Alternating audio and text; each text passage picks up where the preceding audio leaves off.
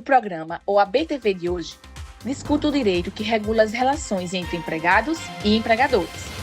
Uma área fundamental para as empresas, pois garante o cumprimento da lei e o respeito aos direitos dos trabalhadores. Trataremos também dos benefícios destinados aos advogados e, para falar sobre esses assuntos, nós receberemos a vice-presidente da Caixa de Assistência dos Advogados, Larissa Bonates. OAB-TV já está no ar.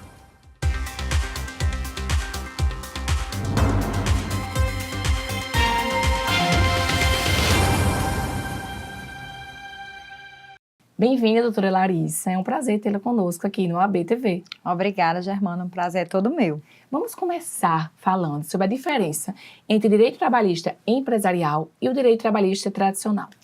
Vamos lá, Germana. Muitas pessoas acham que o direito trabalhista ele só protege o empregado, a parte hipossuficiente da relação. Mas o direito trabalhista empresarial, ele vem também para orientar e proteger o empregador, para que o empregador ele não fique descoberto, ele fique sempre em conformidade e assim, por que não dizer, ele termina protegendo o empregado. Quando a empresa está em conformidade, o empregado também tem seus direitos observados. E para você, quais são os principais desafios que os empresários estão passando e vivem diariamente com as leis trabalhistas? Eu entendo, Germana, que é a mudança legislativa recorrente, né? E também as convenções coletivas, os acordos coletivos individuais que ali vão acontecendo, deixam o empregador numa instabilidade. Por isso que eu sempre reforço a importância de se ter uma assessoria jurídica especializada para que possa orientar os empregadores quanto às mudanças legislativas e as orientações que eles precisam ter para estar sempre em conformidade com sua empresa. O que é que eles podem fazer? O que é que uma empresa pode fazer para evitar passivos trabalhistas? Primeiramente, eu costumo orientar, assine a carteira, tenha um controle de jornada estabelecido, sempre esteja vigilante neste controle de jornada, né? Observe todos os direitos da categoria, nem tudo que está na CLT é o que o empregado deve receber. Tem muitas categorias aí de empregados que precisam ter suas nuances específicas observadas. Então, auxílio alimentação, vale transporte, precisam ser observados. Então, se a empresa estiver atenta e tiver com um quadro jurídico importante para dar esse suporte, é legal.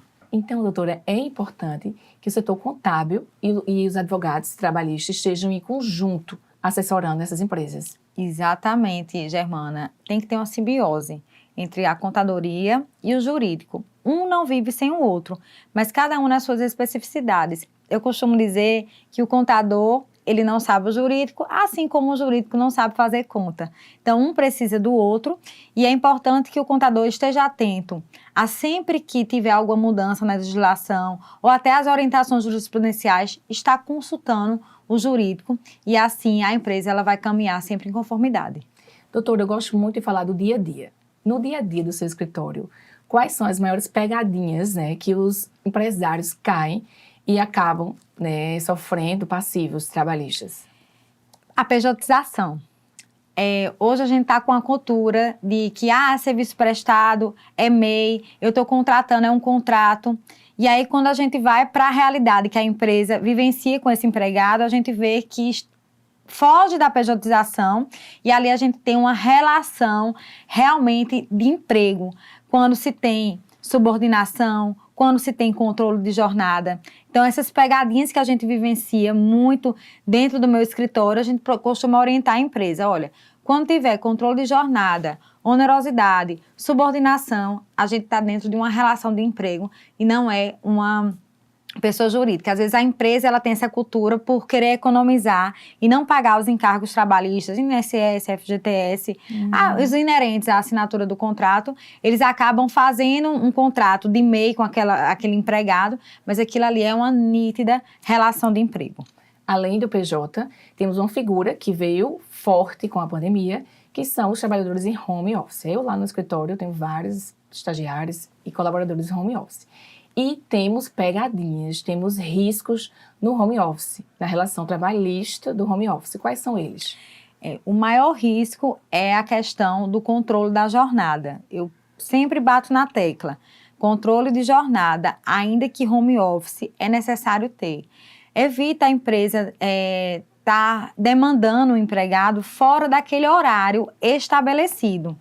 E também a empresa tem que estar muito atenta na estrutura que o empregado, que o colaborador, ele utiliza para exercer o trabalho. Ou seja, computadores, tablets, isso tudo precisa ser fornecido pela empresa, internet, isso tudo precisa ser fornecido pela empresa se, no contrato, estabelecer que aquele trabalho será prestado no sistema home office. É diferente, doutora Germana, se a gente, por exemplo, olha, hoje, essa semana, você pode exercer seu trabalho de casa, porque você está com um filho doente, uma benevolência da empresa. Aquilo ali não é um trabalho home office propriamente dito, é uma exceção que a empresa está fazendo para lhe prestigiar de alguma forma, mas quando o trabalho é exercido integralmente no home office, a gente tem muito telemarketing, muito. Aí o empregador, ele tem que estar atento a essas pegadinhas, realmente. E o regime de trabalho híbrido, home office, presencial, você já falou aí um pouco dele. Sim. O que é que a gente tem que se atentar a esse regime de trabalho? Também, é preciso que esteja no contrato, né, que o trabalho seja prestado desta modalidade, de forma híbrida. Uma parte presencial, por exemplo, em alguns dias da semana, você trabalha presencialmente e alguns dias da semana em home office. Isso a gente está vendo muito, inclusive, nos tribunais. A gente está aqui falando no nosso universo, né, nos tribunais. É necessário, são os mesmos cuidados. Ter atenção nas demandas fora dos horários estabelecidos no contrato de trabalho e a estrutura que esse empregado precisa ter para exercer seu trabalho. É muito bom para a empresa, o sistema home office, se você tiver um controle. É muito bom porque você diminui os custos, né, da demanda, energia, internet, água, mas aumenta transporte, o vale transporte que é pago do trabalho para a casa, de casa para o trabalho. Então, você não precisa pagar esse vale transporte. Mas, em compensação, e aí puxando um pouquinho para o empregado, a gente tem essa dificuldade, porque os custos do empregado aumentam dentro de sua residência. E o empregado tem uma dificuldade de se desligar da empresa. Com o quê? Com os grupos de WhatsApp, é isso, e as demandas que vão sendo colocadas ali no WhatsApp e que causam um certo estresse, isso. Talvez. A gente enfrentou ao longo do tempo algumas decisões judiciais que baixavam uma mensagenzinha ali fora de horário que já condenava a empresa em hora extra. Hoje essas decisões elas têm mudado um pouco. Não é porque há uma interação ali no WhatsApp de algo pontual que o seu empregado está pedindo para você fazer amanhã ou registrando. Eu mesma mando mensagem para os meus colaboradores e digo assim, olha, para amanhã vocês têm que fazer isso, isso e isso. Depois que eu me deito na cama, que eu estou pensando, 10, 11 horas da noite. Isso não configura hora extra. Você só está ali passando as determinações que vão ser exercidas no dia seguinte. Mas se você precisar que o seu empregado faça aquela demanda naquele determinado horário, que é fora do horário estabelecido, aí você vai se complicar. Já que você entrou nesse âmbito de decisões judiciais, vamos falar quais são os principais pontos que são levados ao Poder Judiciário em relação aos trabalhos home office, híbridas ou presenciais. A gente tem, como a gente está falando de direito empresarial trabalhista, a gente tem as demandas que são levadas para a empresa. Isso. Ora, a empresa ela também pode demandar na Justiça do Trabalho. Não é comum, mas acontece. Especialmente consignações em pagamento, quando você demite o empregado e ele não aparece para receber as verbas rescisórias e você não tem a conta dele, então você precisa consignar aquela demanda ali, aqueles valores na justiça para não incorrer na multa, né? Nós temos as despedidas por justa causa também, que muitas vezes são levadas ao judiciário pela empresa. Questões de estabilidade de grávida também podem ser levadas ao judiciário pela empresa. Então, é basicamente isso. No inverso, pelo trabalhador, hora extra, adicional noturno, falta de assinatura da carteira. Basicamente, são essas demandas que ainda pesam no judiciário. Falta de pagamento de insalubridade. Eu acredito, doutora, que tem muitos empresários nos assistindo nesse momento, porque é uma pauta pouco falada, que é o direito trabalhista empresarial. Vamos dar um recado para eles procurarem informações e o que é que um escritório advocatício empresarial trabalhista fornece de serviço para essas empresas? É importante toda e qualquer empresa, seja do microempresário ao empresário propriamente dito, que procurem uma assessoria especializada no ramo. Porque o olhar jurídico vai ajudar o empregador a estar sempre dentro do limite da legislação e não deixar pontas soltas. Às vezes o barato sai caro. Às vezes você não quer investir numa assessoria jurídica especializada, mas aí o seu passivo trabalhista termina sendo muito grande. E hoje as assessorias de escritório de advocacia conseguem enxugar esse passivo de maneira que fique rentável, que valha a pena para a empresa ter no seu corpo uma assessoria jurídica, porque ela evita que o passivo aconteça. É como se fosse um plano de saúde. A gente não quer usar, mas quando precisa, a assessoria jurídica está ali, sempre. Daremos uma pausa, mas voltamos em instantes com mais bate-papo sobre o tema de hoje. Até já!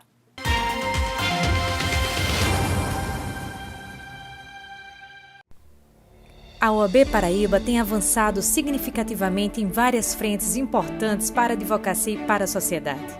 Iniciativas como capacitação aos advogados e advogadas do litoral ao sertão, através da pós-graduação totalmente gratuita em direito previdenciário. Além disso, iniciativas como apoio à jovem advocacia e a realização do concurso para procurador das prerrogativas demonstram o esforço contínuo da OAB Paraíba em promover oportunidades e garantir a defesa efetiva das prerrogativas profissionais.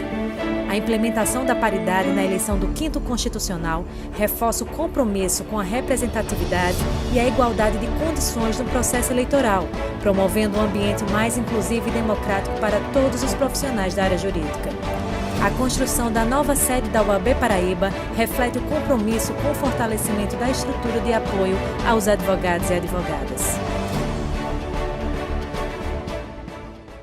Este é um chamado para nos unirmos contra o ódio espalhado pelas fake news, informações falsas que podem destruir a democracia e, mais do que isso, destruir famílias, reputações, vidas. E se a vítima fosse um amigo, sua filha? E se fosse você? Acesse gov.br/Brasil contra Fake. É hora de frear o ódio, parar de repassar informações falsas, checar cada fato e sua fonte. Porque quem espalha fake news, espalha destruição. Brasil, União e Reconstrução. Governo Federal. Estamos aqui no centro para saber qual é a João Pessoa que o pessoense quer pro futuro. Me diz uma coisa, qual é a João Pessoa que tu quer pro futuro? Eu acho que uma João Pessoa com mais investimento em saúde, com obras que deixam a nossa vida mais tranquila. Essa é a João Pessoa que a gente também quer. E o futuro de João Pessoa passa por aqui. É na Câmara Municipal que as emendas impositivas acontecem. São aquelas que a Prefeitura é obrigada a pagar. Melhorar praças, escolas e o terminal de integração. Tudo passa por aqui. Câmara Municipal de João Pessoa, a casa do povo.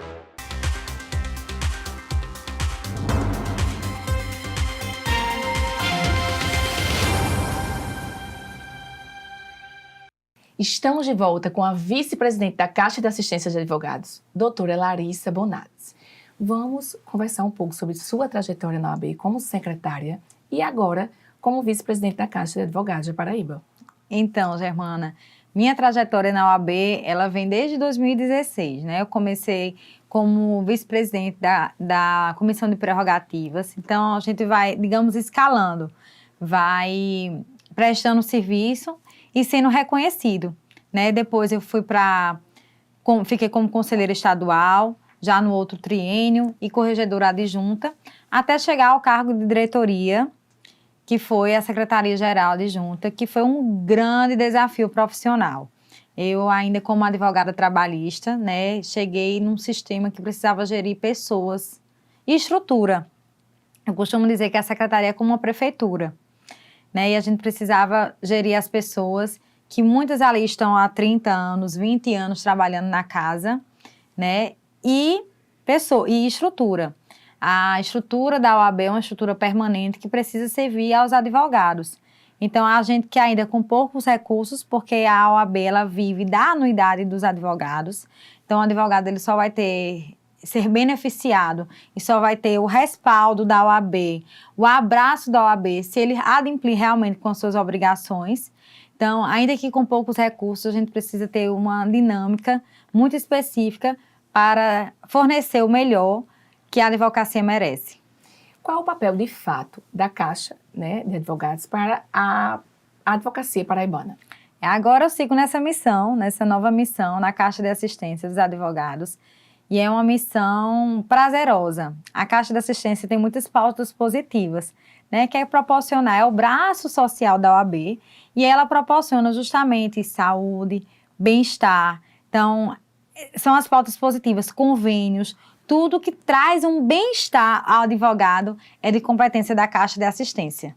Qual o serviço prestado pela Caixa que você acha mais importante? Ainda não temos esse serviço, mas nós vamos implementar, tá? Eu acho que o advogado, ele merece coworkings à altura e disponíveis e coworkings com requintes. Para que ele possa, muitos jovens advogados ainda não têm estrutura de escritório, então eles precisam ter um ambiente que traga o seu cliente, que envolva o seu cliente, que possa atender o seu cliente de uma forma satisfatória com toda a estrutura que ele merece. Então, esse é um desafio, foi uma promessa de campanha e que nós estaremos implementando nesse triênio aí. Então, acho importantíssimo para a advocacia o advogado ter dignidade de fazer o seu trabalho. Com certeza. E todos os advogados da Paraíba têm direito a usufruir das convênios e dos serviços fornecidos pela Caixa dos Advogados? Todos os advogados. Eu costumo dizer que o jovem advogado que vai lá na OAB e recebe a carteirinha nas mãos do nosso presidente Arson Tagino, ele já automaticamente está conveniado à Caixa de Assistência. E aí nós temos milhares de benefícios.